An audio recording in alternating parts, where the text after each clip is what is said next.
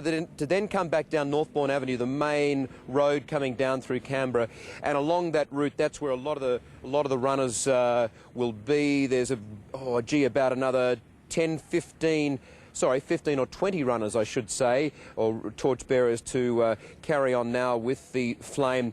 It's been making very good progress indeed. Should point out, though, Kerry-Ann, a couple of incidents that we're learning about. You know, when we saw it running past Parliament House after that lone protester sat down, there were in the crowds outside Parliament House about 6 arrests. No one else got near the torch.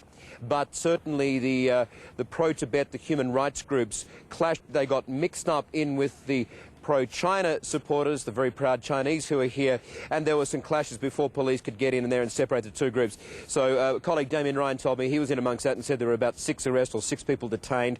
So that did happened very quickly, then it got sorted out. And on the bridge also, as it was headed back over Lake Burley-Griffin shortly after that, there was another small protest. 2 or 3 protesters, we understand, jumped one of the barricades. They had a flag. They were quickly grabbed. The flag was taken. Relatively minor along the route, but it's heading towards the end now. It'll end up at Commonwealth Park, Kerry-Ann, in about 35-40 minutes, I understand. Wonderful. It was great to see Marjorie Jackson. They called her the Lithgow Flash, did they not? Didn't they just? That was exactly her name, her nickname, a very legendary lady and a wonderful... And in fact, she used to run barefoot. I remember talking to her many years ago, and they certainly didn't have proper tracks and training facilities.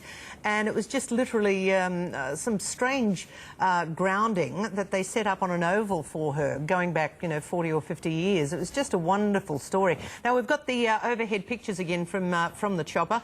Do you have any idea who might be holding the torch at the moment?